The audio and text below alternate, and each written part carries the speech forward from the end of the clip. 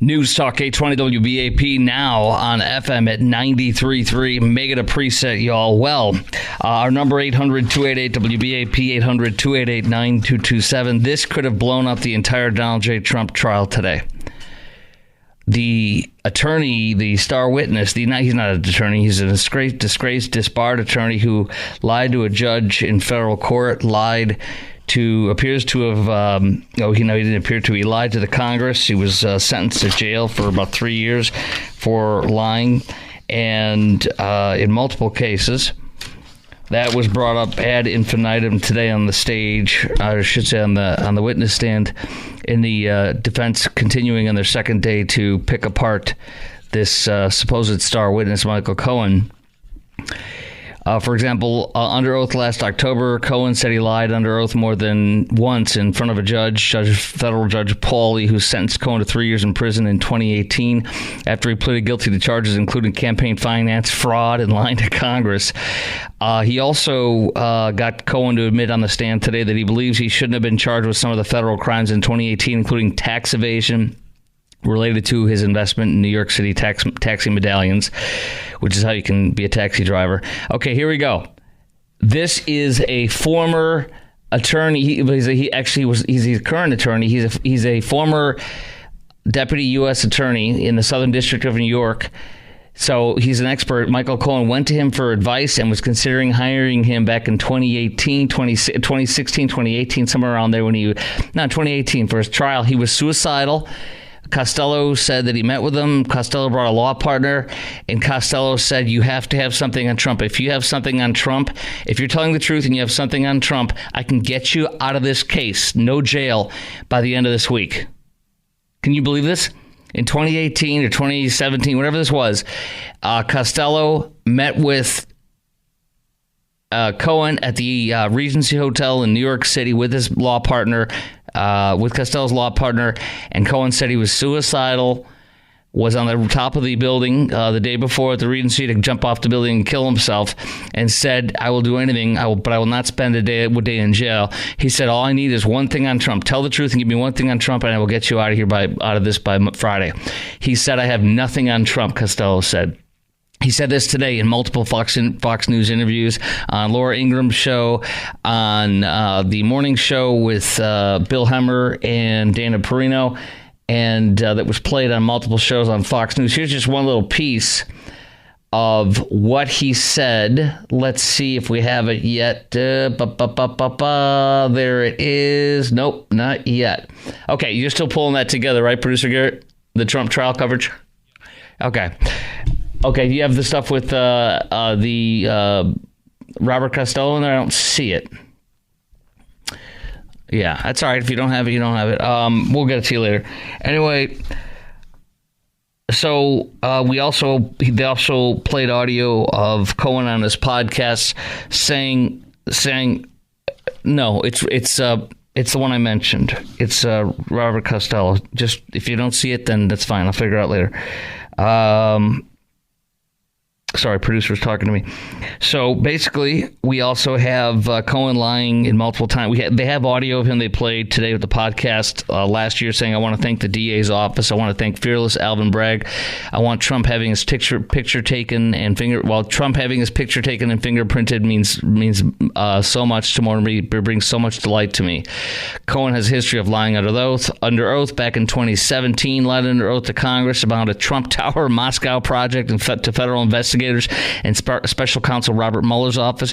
He lied about a phone call he made. This is a big one. This is what crushes the case today, I believe, strongly. Everybody's saying this. Even fake news, CNN is saying it today, which I'll play in just a second. Fake news, CNN, every legal analyst on almost every network said this is toast today, including at least half of the ones on fake news on MSNBC and half the ones, if not more, on CNN. Remember, you have to have reasonable doubt. This is beyond reasonable doubt that how bad this is for Cohen and the testimony. The key thing was Cohen said, hey, I did a phone call, and I talked to Trump, and that's how I told him I had the deal done for Stormy Daniels. And it turns out that call was not to Trump. It was to Trump's bodyguard. and it was because Cohen texted him, "Hey, I'm being harassed by a 14-year-old who's been prank calling me. Can you help me?" And the Trump's bodyguard said, "Call me." He called him immediately. They talked for 1 minute and 39 seconds. At the end of the 1 minute and 39 seconds, the bodyguard for Trump sent him a text giving him more advice on helping him get out of this 14-year-old kid. You understand me? So Cohen would have the jury and all of us believe that in 1 minute and 39 seconds, he called, of course, as according to his text moments before, to talk to the bodyguard about 14-year-old bothering him and harassing him on phone calls. For what? I don't know, 30, 40, 50 seconds, a minute? And then somehow he transferred the phone to Trump, passed it to him in the last 20 or 30 seconds of the call and told him something. And then immediately after that phone call, the bodyguard texted him further information. So before, during, and after that 1 minute and 39 second call, it was all about the bodyguard's help on being harassed on the phone call. It had nothing to do with Trump. So you'd have to believe that somehow he talked to Trump and told him something for 15 seconds? Nobody can believe this. And then he was grilled by the prosecution, defense on this, and he said, well, it's something about I believe that was about I talked to Trump or something. He didn't even say 100%. He's a liar, and he was nailed. The jury was purportedly, according to almost every witness in there, they were jaw dropped. They looked at each other like, "Are you kidding me?" That's the case. Doesn't mean it's going to result in a mistrial or acquittal, but it sure looks bad. So here's my questions for you. By the way, we also found out that Senator Mitt Romney today said Joe Biden should have pardoned Trump. Senator Mitt Romney, who hates Trump, who hates him, despises him publicly, and always has, says that Biden should have pardoned Trump. And I'll tell you why coming up next. But here's my questions for you. At 800-288-WBAP is our number, 800-288-9227. Do you think this case is going to collapse? Or will Trump still be convicted? And if you were Biden, would you have pardoned your enemy, Trump? 800-288-WBAP is our number, 800-288-9227. Chime in right now. Lines wide open for you. 800-288-WBAP, 800-288-9227. Again, do you think this case is going to collapse, or will Trump still be convicted? Because it's a New York jury that's 95% Democrat in that whole jury area. And if you were Biden, would you have pardoned your enemy, Trump, as Mitt Romney, or Mittens, as I like to call him, says? I think that's exactly right, because you would look like the big guy, and you would look like, well, he is the big guy. I remember Hunter said 10% for the big guy, but you'd look like the big guy by saying, you know what, this is politics. Romney also said that he would have put pressure like, what's his name, LBJ did with Nixon, and put pressure on the New York prosecutors and say, hey, guys, this is ridiculous. Drop this case now. Do not do this. Leave him alone. And he didn't.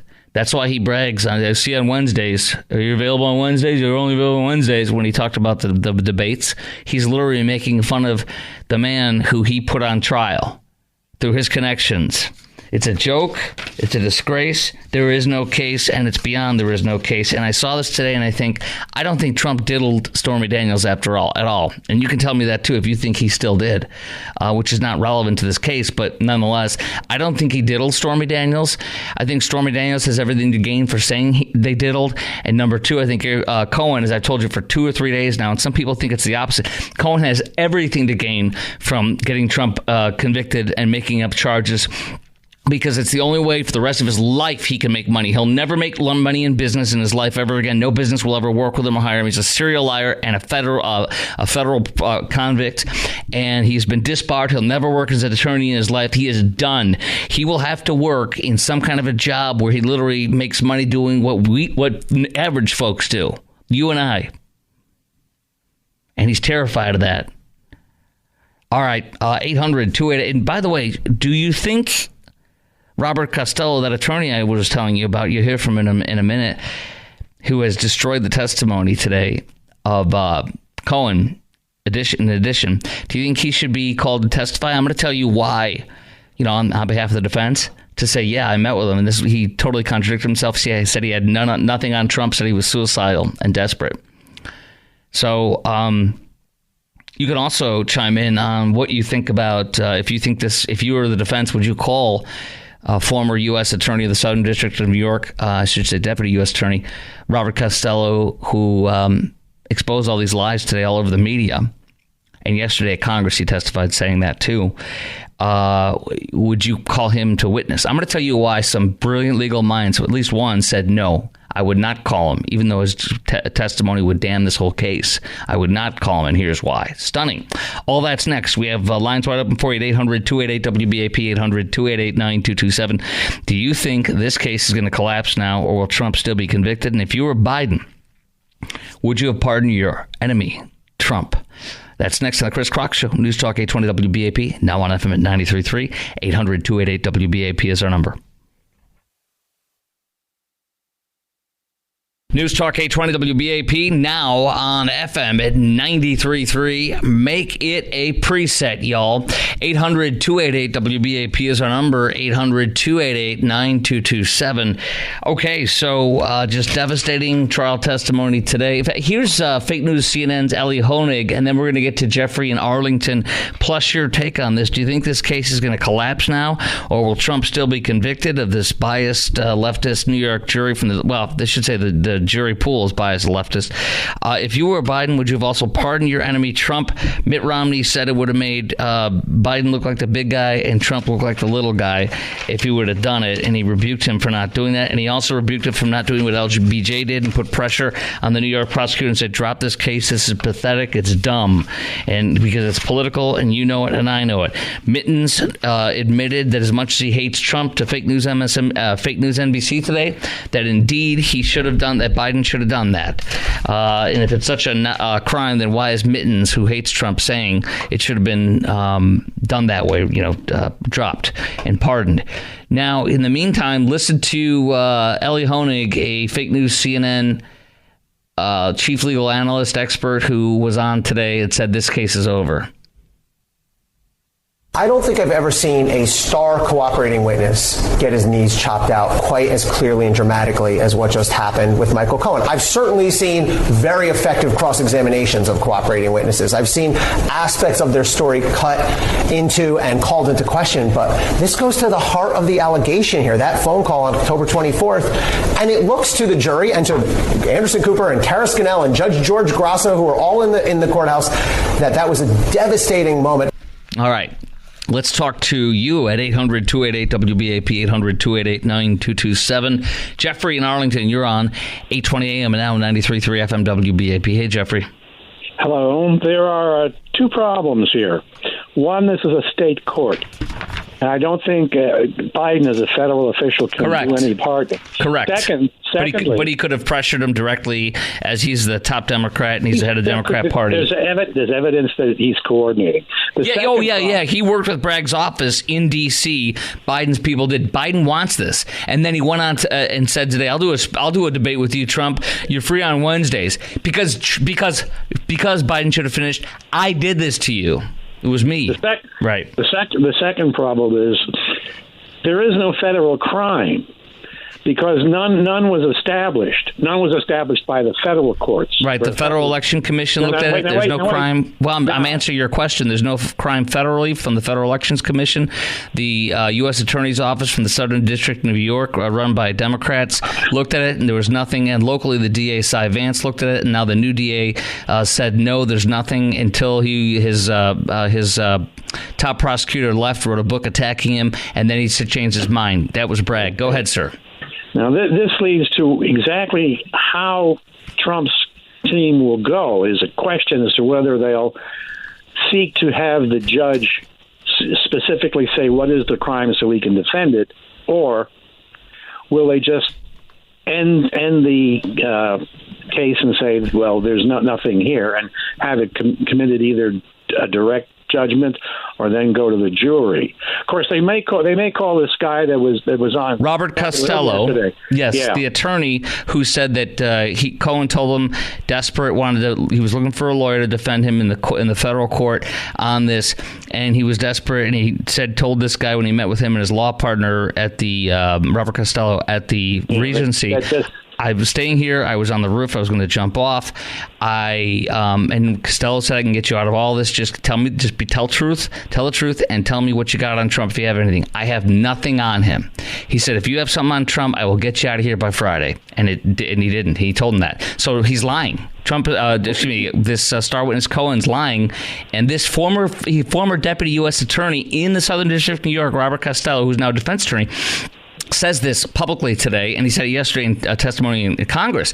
And so he's ready to do it, but this is the one person I was also teasing this for this segment, the one top legal mind who's on Fox News as a contributor all the time, Jonathan Turley. He's a George Washington law professor.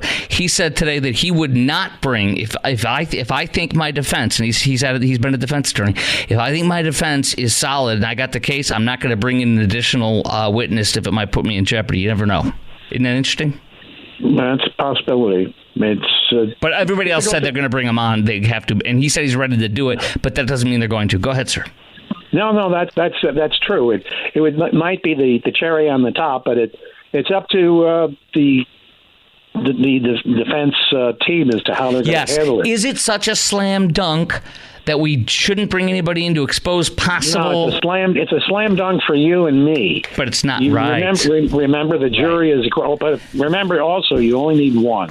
Yes. Okay. So talk to me real fast on that, because here's my theory: that all 9 of them are most likely going to want to put Trump in jail, and they're going to be the heroes, and they can write books and make money.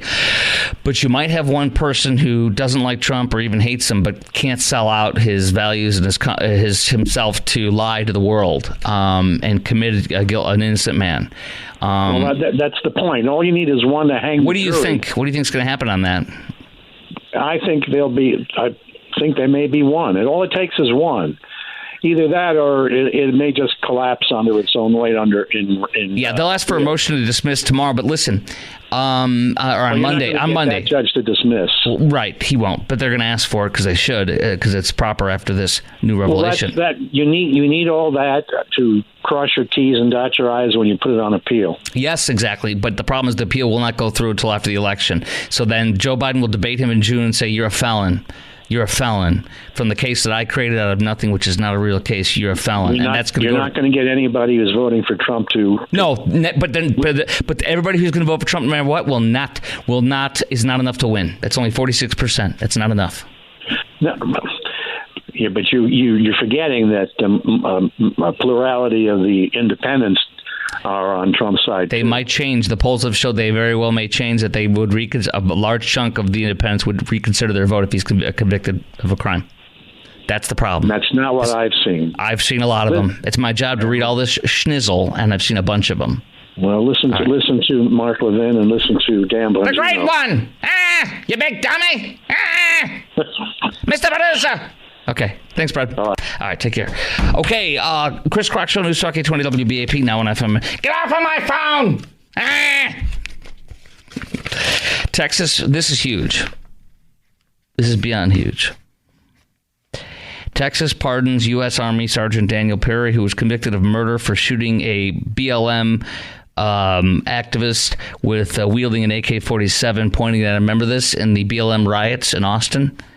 Yeah, that guy went to prison for 25 years because Austin has a woke Soros DA, but he was pardoned today. He's free. He's already free.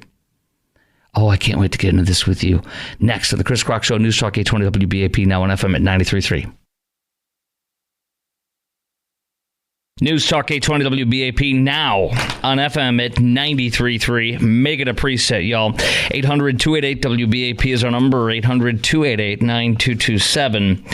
Okay, so Texas Governor Greg Abbott has done an amazing thing today. He has pardoned the man who, instead of rioting and threatening and destroying property and worshiping St. George Floyd, blessed be his name. This man stood on the side of most of us and thought that these riots were wrong, that Marxism is wrong, that BLM is a scam, which it is, and it always has been, and is a lie, and it's a way to bring in socialist Marxists governing and godlessness and parentless households. That's all it is, and all it ever will be, and all it was. All it did was enrich and give power to its corrupt leaders. And the Democrats and Kamala bailed out people who would molest, rape, and kill through their funds, and tweeted out, donate to let these people who worship St. George Floyd, blessed be his name, and let out rapists and murderers who rioted, and just like the enemy, seek, kill, rob, destroy. Okay? So this rally, and I'll just talk to you from everything I learned in all this controversy. It wasn't a rally, it was a rioting. It was violent rioting, lawless rioting, as we all know. And this happened in Austin during a time, and they still do have at this time, a woke Soros-backed DA who hates justice and loves bad people and criminals and hates people who are godly, law-abiding citizens, or not even godly, just law-abiding citizens who don't accept violence and George Soros leftist policies, okay? And one man was working.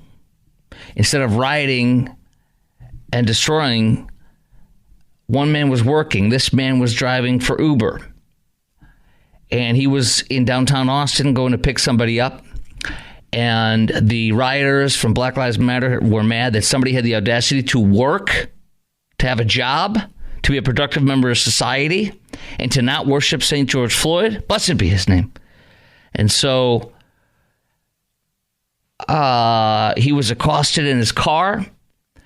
And one of these people was in possession of a AK-47 lawfully, but he lifted the AK-47 up, and he demanded that this man driving the car, Daniel Perry, U.S. Army Sergeant who was at Fort Hood before becoming a civilian and living in Austin and driving for Uber, I believe it was, or Lyft, one of the two, and he had the audacity to work for a living. He pointed the barrel of his AK-47 at him, and at that point, Daniel Perry believed that he was then in fear of his life, that he would be in great bodily injury or imminent or death imminently. He produced his firearm and he shot and killed this terrorist, because anybody with using violence to achieve a political means is the absolute textbook definition of terrorism. So he shot and killed a terrorist, a jihadist type, who pointed a AK-47 at his face. In fact, the star witness of the entire trial was, in fact, the most storied, honored, and veteran homicide detective in all history of the city of Austin, a man who had 28 years, who's gotten the highest awards for the department as an amazing homicide detective. That homicide detective was the lead investigator on this homicide case. And he came up with 158 slides and showed how, and he investigated the angle of the trajectory of the bullet, the available evidence on the BLM terrorist who pointed an AK-47 at the victim, who I believe is the victim, not the defendant or the murderer or murder suspect, Daniel Perry, U.S. Army Sergeant. And he believed that the trajectory of the gun, the trajectory of where it was pointed, that in fact Daniel Perry literally was about to be shot and killed by this terrorist. And so he ruled that this is not a case in any way, shape, or form. It was self-defense, and that there should be no charges. And the DA, I'll give you more on this in a minute. The DA immediately censored these slides that were produced by this homicide detective. He did not want the Austin jury to see what the most storied, lengthy homicide detective in Austin had determined. So he took his 138 slides and reduced it to 1/3 of the slides. You hear that? He cut out 2/3 of his slides to produce his evidence, because it told a story that literally exonerated the defendant, U.S. Army Sergeant Daniel Perry. And so everybody knew this was wrong. The people who liked the jury's verdict of guilty and 25 years sentencing are all about the lie of social justice and the lie of the Marxist BLM terrorist people that raided and destroyed and rioted our cities and destroyed businesses and looted. And who worship a man who was convicted of a felony of sticking a handgun into the belly of a pregnant woman, robbing her at point blank for her money. That's what St. George Floyd, blessed be his name, did. He was convicted in Houston of taking a loaded weapon, pointing it at the belly of a pregnant woman, saying, "You give me what you got, everything, or I'm going to kill you and your baby because I'm St. George Floyd. Blessed be my name."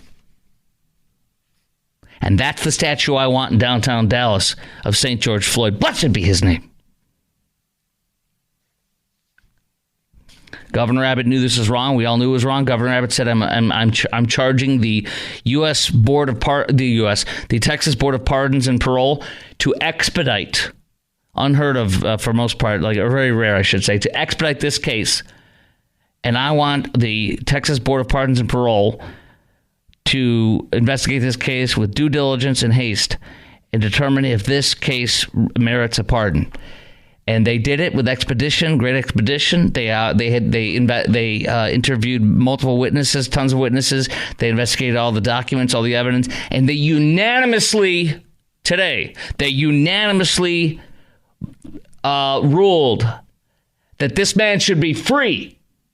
And today, our great governor of our great state, where freedom is real and self-defense is real, and stand your ground is real, won. And this man received, Sergeant Daniel Perry, I salute you now as you're watching me on the Chris Crock Show Facebook, at Chris Crock Show. That's at Chris Crock Show. I'm saluting you. Sergeant Daniel Perry, I salute you and I honor you today. And I want to tell you the truth. He was picked up at the prison today and taken. There's a statement I'll share with you coming up next, but let me tell you something. I wish I could have picked him up. I would have hugged him. I would have given him a steak, a hot steak from Ruth's Chris or wherever it is. I don't know. And I would have gave him that meal right there. Say, hop in the back. You're eating this, and here's a hug. We love you, and I'm here to pick you up in a freaking limo. God bless this man. My question for you is, do you support the pardoning of this man who was convicted for murdering a BLM activist with an AK-47 pointed at him? And would you hire Sergeant Daniel Perry? This is a big one. This is this is what it's like on the actual, like, real life. Would you hire this man, Sergeant Daniel Perry, who's free from jail today and totally exonerated? Would you hire him if he applied for a job for you today? And now that he's been pardoned, would you hire him? And also, would you say something nice to him if you saw him out in the street? If you're at the bus stop right now, or if you're walking down in your neighborhood and you see him and you know it's him, would you say something to him? What would you say? What would you do? 800-288-WBAP is our number, 800-288-9227. Let's pop on John and Keller real fast. You're on 820 AM and now 93.3 FM WBAP. Hey, John. Not only would I hire him, I would not hire the DA from Austin. Yeah. I would also encourage, and I think they can, I would encourage the House of Representatives of the state of Texas to impeach him. And after that, possibly bring charges against him because he tampered with evidence. Yes, and he did. He tampered with evidence, and that was actually brought up in the court after this. And you're not going to believe. Do you know what happened to that homicide detective, that star homicide detective? No. I'm going to tell you about that coming up next. You have to stay tuned. Finish off what you got, because then I got to go. That's pretty much it. I mean, you laid out the case a lot better than I was going to. The fact of the matter is... I'm sorry, could you say that again, please? Louder? You laid out the case. You knew the facts of the case and everything far better than I did. I just take your facts that you laid out, and the conclusion is the DA needs to be in jail himself. Yeah, I think Abbott might be able to go after him and either fire him, kick him out, or something. I hope he does. I appreciate your call, John. Great call. And the fact that you said I laid it out better than you did, that's why I had to, when my kids or my wife say something like, "Oh, you were right," I say, "Can you say it again?" He didn't hear you. Thanks, bud. All right, we've got Jan in Dallas next, plus your call. Do you support the pardoning of this man who was convicted for murder of a BLM activist with an AK-47? And would you hire Sergeant Daniel Perry now that he's been pardoned today and freed by Governor Abbott? And would you say something nice to him if you saw him face to face, maybe on the street or at a store or at a restaurant? 800-288-9227, 800-288-WBAP. Your call is next. And coming up next, I'm going to tell you what this DA what he did to that star homicide detective of 28 years. He's the most storied, revered homicide detective in all of Austin's history. You're not going to believe what he did to him. It's unbelievably, and it's disgusting, and it's angering. That's next on the Chris Crock Show, News Talk 820 WBAP, now on FM, 93.3. News Talk 820 WVAP, now on FM at 93.3, making a preset. We're having way too much fun off the air with these guys. Now, here's what happened, guys. We're going to talk to Jan in Dallas, plus your call. This is beautiful music to my ears today. I'm so happy. Like the Stones' new song from the new album. It's a sweet songs of heaven. Well, this is the sweet songs of heaven right here, coming down on me by hearing the Daniel Perry, U.S. Army sergeant, retired, he served his time at Fort Hood, went to Austin, worked for a living, was accosted by the BLM rioters in the riots of Austin, which you can imagine they were even worse than Dallas, but Dallas was bad too, horrible. Anyway, this BLM terrorist put a AK-47 to his face and was about to shoot him and kill him. And the testimony from the most storied, lengthy homicide detective in all of Austin testified that he produced 58 slides for the DA, and he said that he of 158 slides. Listen to this: of 158 slides, only 56 were used. Detective David Fugit, 27-year veteran of APD and 18-year homicide detective, put together the evidence presented to the grand jury, Fox 7 Austin reports. Quote, "It became clear to me," Fugit said, "that DA's office did not want to present evidence to the grand jury that would be exculpatory to Daniel Perry." That means free, would get him off. Exculpatory means proving innocence to Daniel Perry, and or to show the witness statements obtained by the family of Garrett Foster or their attorneys were consistent with prior interviews. Garrett Foster's the guy that was killed riding in BLM, or their attorneys were inconsistent. Their statements, the statements from the family and their attorneys were inconsistent with prior interviews, such as, quote, "witnesses gave police and or video of the incident question," he stated. So this whole case was a joke and never should have gone to trial. It was rigged. And in fact, he also, his attorney said, the Austin detective's attorney said, "It's certainly not normal for DA's office to order a witness appearing before the grand jury not to discuss certain evidence. I was a prosecutor for 15 years. I've never heard of that happening." Now listen closely. The DA of Travis County, Austin, the woke source back DA, literally was going after the detective. This detective, because he was right and he told the truth about this. It was no murder. It was a justified killing, and he literally was going to file with the state a complaint against him that would put a scar on his record and cost him his career, possibly. And it was going to put a mark on there, a legal mark that literally means you can never get hired again as a detective ever again. He literally was going to destroy his career, just like Joe Biden and the Democrats do. That's how bad this case, how angering this is to do to a justice, a wonderful man, the best detective you ever have in your department, and you destroy him because he didn't do what you wanted. He didn't lie. Jan in Dallas, you're on 820 AM and now on FM 93.3 WBAP. Hi, Jan. Hey, would you pardon this? You're welcome. Thank you. And would you pardon this man who was convicted of murdering a BLM activist with an AK-47 pointed at him? And would you hire him now that he's been pardoned? And would you say something nice to him if you saw him out and about? Well, Chris, let me correct you. He was not murdered. He was self-defense. That's exactly right. Somebody else. This is what I want to ask you. And I've talked to you before. He wasn't a murderer, but he was pardoned for He was convicted for murdering. That's all I said. Go ahead. It was okay. So sorry. Forgive me. But and I get it. But the guy, I think a lot of the public doesn't understand that the BLM guy, who's a white guy, said that. No, the BLM guy is African American. Oh no, or was he white? Oh, he was. Okay, I think he was African American. I'll pull it up. Well, pull it up because I pulled something up and because it's been a while since I've seen it, and I pulled it up and he goes, "I got an AK." He couldn't process or protest in the streets and couldn't do that, so he was taking his AK-47, and maybe he was African American. He looked a little white to me, but he had a mask on, so it was back then, right? But I don't know. Yeah, he was white. He was white. You're right. He's white. Oh, okay. Thank you, sir. Because I watched it because his fiance is black, but he's white. Go ahead. Okay. So actually, can I put you on hold? I'm running late, and I don't want to rush you. Yes, sir. Good, because this will be good. All right, stand by. We've got more on this, including what the mother of the man who was killed in the BLM case that I'm talking about. His mother is outraged. We'll say what she and the family says. That's coming up next on the Chris Crock Show on News Talk 820 WBAP, now on FM at 93.3. Our number is 800-288-WBAP, 800-288-9227. And then we'll talk about Biden and his executive privilege covering up the audio and videotape of his investigation of him by Robert Hur, the special counsel, when he said he was an old man with a poor memory, and therefore the jury wouldn't convict him. You got to hear this. It's unbelievable what he's trying to do to block that video and audio of it.